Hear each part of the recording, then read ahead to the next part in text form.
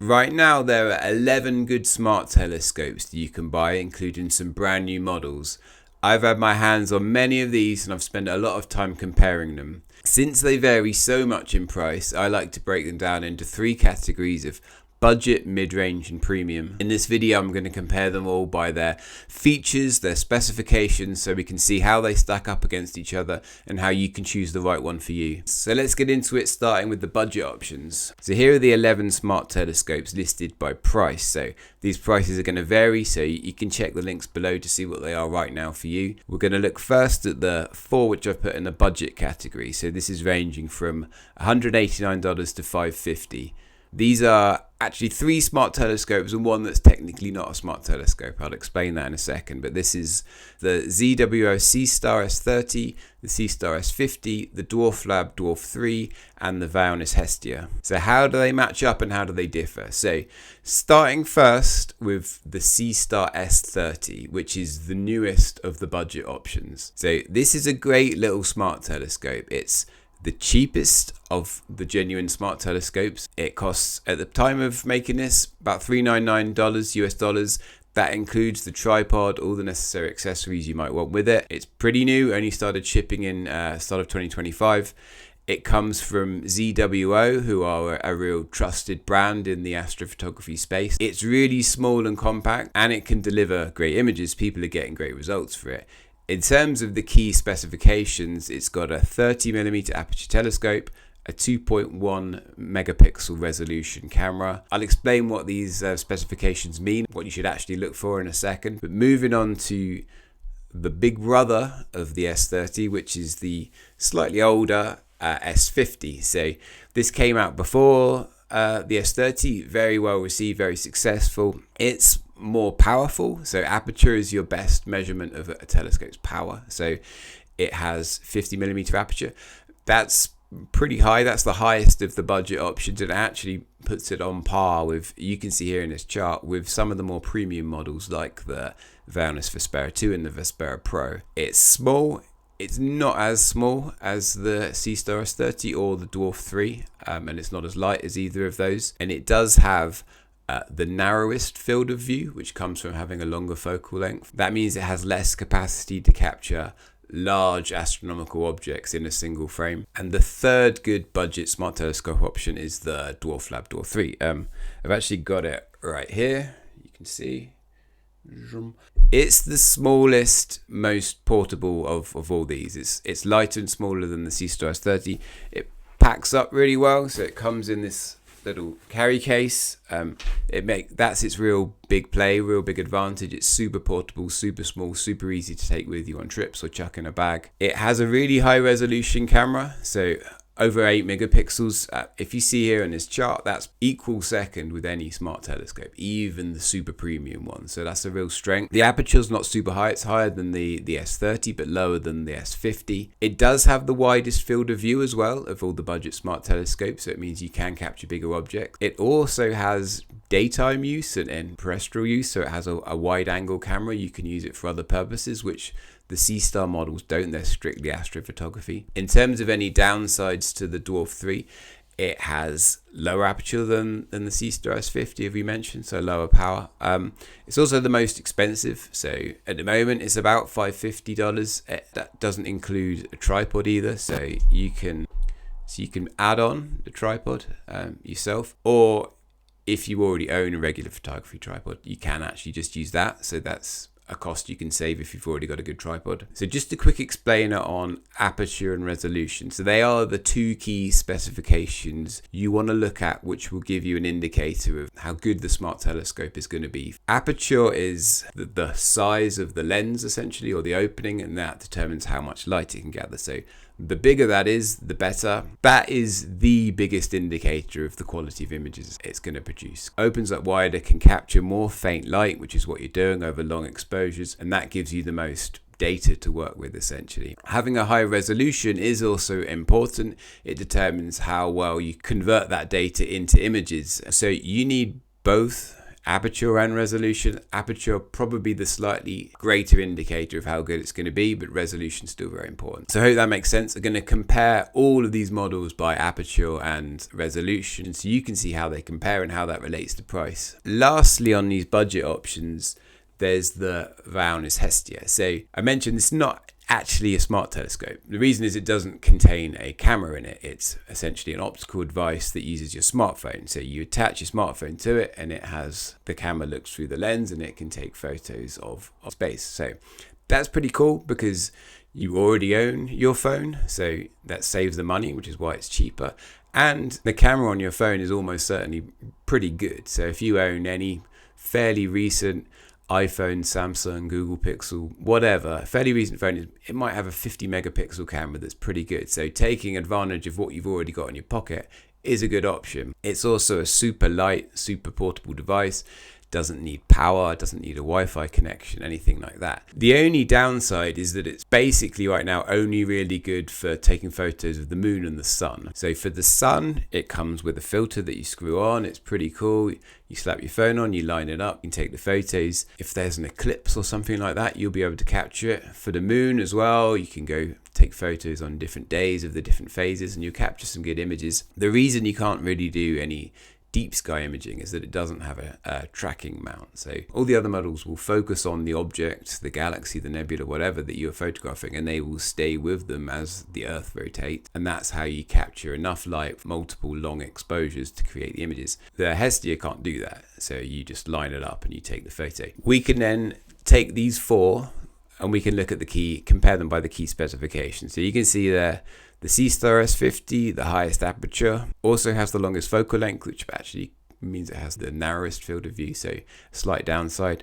Focal ratio is an indicator of how good it's going to be at capturing light and taking photos. They're all pretty similar, so wouldn't worry too much. Camera resolution, you can see the Dwarflab's pretty much an outlier having that. You can see the weight. The Dwarflab is super light. I've already mentioned the size. It's super compact and small. Seastar S50 is the oldest, but we're only talking 2023, so they're all pretty recent on the market. And if your budget's in this range, I mean, you could go for any of those three. The Hestia you could have, but you might still want a smart telescope as well. But if you value that portability most, the Dwarf 3 might be for you. And if you've got the budget, if you want the slightly cheaper option, the Seastar S30 is great, or the S50 is still good if you want that extra power. Moving on to the four mid-range options. So mid-range is a bit relative here because we're talking quite a lot of money. So these are the Vaonis Vespera 2, the Vespera Pro, and the Unistellar Odyssey and the Unistellar Equinox 2. So let's look at each of them in turn. So the Vaonis Vespera 2, it's the cheapest in this mid-range budget. It actually kind of sits somewhere between the budget and the mid-range options, so it's a bit of an outlier. It has super slick usability, so I've had my hands on this. Compared to the ZWO and the Dwarflab option, if you take the Vaonis and the Unistellar models, which cost a lot more, you do see a noticeable improvement in the usability of the app, of how it all clicks together, the simplicity of it. So they are much easier to use. They're almost like when you get a new iPhone and it just opens up and says, hello, here, do this, and it all runs you through it very slickly and smoothly. That's kind of what you get with these budget options. Whilst they're really good, they are a tiny bit more work to master and get there. That's the strength of the Vespera models. So this has a 50mm telescope. So as we talked about, that's actually the same as the Seastar S50. It does have a much higher resolution camera, so it's almost taking the best bits of the Seastar S50 and the Dwarflab and putting them together into a great model that's much easier to use. So that's why it costs more, and it is really good. The Vespera Pro is essentially the same, so it's still pretty small and light. They are bigger than the budget options, but that has an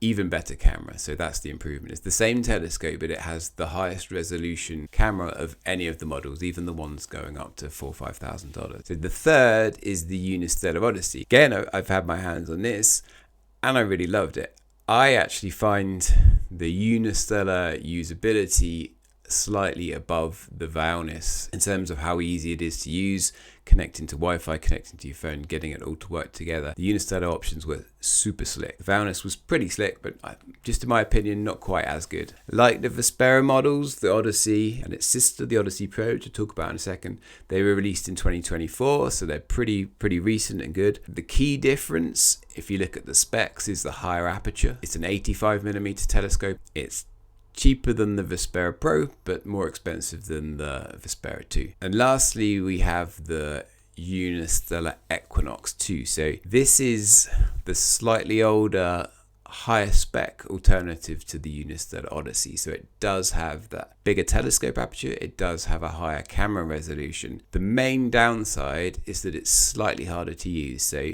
occasionally you might have to do something which is called collimation, which is a manual adjustment to the telescope. It's not that it's particularly hard, and there are tutorials, you'll find a video, you'll find articles that'll walk you through it. It's kind of a barrier to that grab and go nature, which you get that with the Vespera models, you get that with the Odyssey and the Odyssey Pro, but it's a little bit of a barrier with the Equinox 2 and later on with the eVscope 2 and the Celestron Origin models. This is kind of a straight up choice if you're considering between these two Unistellar models or even the Vesperas.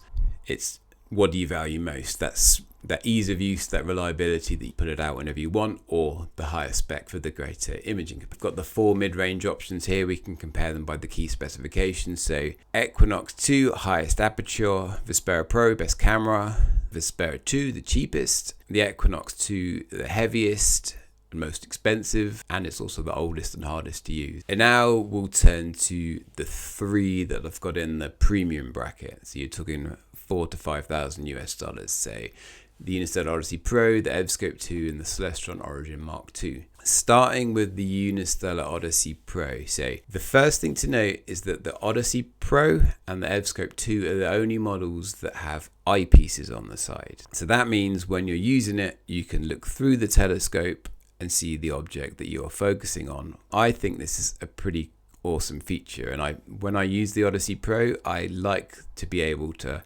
sit forward and look through and see what I'm imaging rather than just have to look on my phone. It's also pretty cool if you're showing off to someone, or if you're just sharing the experience with someone on your terrace or in your backyard, and you're saying, have a look through there, and you show them a galaxy or a nebula. It is more impressive when they look through an eyepiece than they do on the phone. This is slightly divisive amongst some people because what you're looking at through the eyepiece is technically a screen. It's a digital image. It's of the photo essentially that it's taking, and it's improving over time. So you can see it improving as more and more light is gathered as you stay focused on the object. And besides, if you wanted an astronomy telescope where you could look through the eyepiece and see good sights, the only real way to do that is with a giant Dobsonian telescope, and those are the size of a grown man, so you won't get that in a relatively compact telescope like the ones we're talking about here. So the eyepiece being digitally rendered kind of gives you a solution to light pollution, and it gives you a solution to having to have a giant man-sized telescope, which is not practical for a lot of people. That's the only difference really between the Unistellar Odyssey Pro and the Unistellar Odyssey. It does have a slightly upgraded camera, super easy to use, fun experience, same aperture telescope, and doesn't require any collimation, so there's always going to have that grab and go nature if you just have it out and you want to show it off if someone's coming around. The eVscope 2 is the slightly older but higher spec alternative, has that eyepiece. It is a higher aperture. It's essentially the same as the Equinox 2 but with the eyepiece. It costs more. It's actually, at the time of doing this, the most expensive option, and it does require that collimation versus the Odyssey Pro, which doesn't. Lastly, the Celestron Origin Mark II, which is newly released late 2025. It's an upgrade on the original Celestron Origin, which was only released in 2024. If you don't know Celestron, they're probably the #1 brand globally for astronomy gear. The Celestron Origin in 2024 was their first attempt at a smart telescope, because they were obviously noticing a popular trend led by Vaonis and Unistellar. This is the best model for astrophotography. It features the highest aperture telescope by far. It's a Celestron Raza Schmidt Cassegrain telescope. All you need to know is that's really good for deep sky. The camera is 8.3 megapixels. That's the only upgrade from the Mark II, from the original one, but that puts it second if we rank it by the camera resolution. This Mark II is actually reduced in price from the original version. So this is the closest thing you can get to buying an actual off-the-shelf deep sky astrophotography rig. So if you're putting together a genuine good astrophotography setup, you'd want a good telescope, you want a good mount, it's how you smoothly follow objects, dedicated astronomy camera, plus accessories. Putting all this together is hard work, it's expensive, it requires a lot of learning. So this is the best way of just getting that in one. The downsides compared to that is you could spend a similar amount of money and you could technically get better components for each, so better camera, better telescope, better mount. Obviously it's a lot more work. Against the other smart telescopes, the main drawback of the Celestron Origin Mark II is that it's significantly bigger and heavier. It's more than twice the weight of the nearest alternative. As you can see, the Celestron Origin's 20 kilograms, 40 pounds or so. The next closest are the Unistellar models at 9 kg, and then it's going down significantly after that. So if you have the budget for these premium options, your choice is really, do you want the sexiest, easiest experience that you can enjoy and show off? That would be the Unistellar Odyssey Pro. If you're willing to take on a bit more work but still have that super slick experience, then maybe it's the eVscope 2. If you want the best imaging potential, but again slightly more work, the Celestron Origin Mark II, it does require collimation, as I've mentioned, whereas the Unistellar Odyssey Pro doesn't, and also it's got that downside of the significantly higher weight, so it's much less portable, much less something you would just take out with you or you can move around. So we've gone through them all individually, just to quickly go through how they all compare on the key specifications. So you can see here Aperture, the Celestron Origin Mark II, quite a long way out front, followed by the Unistellar Equinox 2 and eVscope, and then moving down towards the more budget ones where it's much shorter. Camera resolution, the Vespera Pro's out front, and you have the Origin Mark II, the Vespera Pro, the Dwarf 3 in that second bracket, and then weight, which is a key factor in usability. The Origin quite a long way in front of others, as we mentioned. So I hope you found that useful in choosing the right telescope for you right now. Choosing will come down to budget, obviously, but then also which aspect of it you most value. So is it going to be ease of use? Is it going to be portability? Is imaging capacity? Is it going to be whether it has an eyepiece for the experience and the sharing? I've been lucky enough to have my hands on quite a few of these models, and I want to do more content about them in the future. My feeling is if you have the budget, then go for one of the good premium options like the Unistellar Odyssey Pro for the most fun, if you will, and the easiest, or the Celestron Origin Mark II if you really want to work on actual astrophotography and the best for imaging. If you don't have the budget to stretch $4,000 or $5,000, I'd probably just recommend going for one of the good budget options, like either of the Seastars or the Dwarf 3. You can get so much from them as long as you're willing to put in the work. I don't see too much benefit in going for the mid-range options other than they are much easier to use, and obviously they fit in between if you can't stretch to the 4,000 or 5,000. If you want to see my review of the Unistellar Odyssey Pro in person, you can check out this video, or else please let me know below if you have any questions about any of these telescopes and which one might be right for you.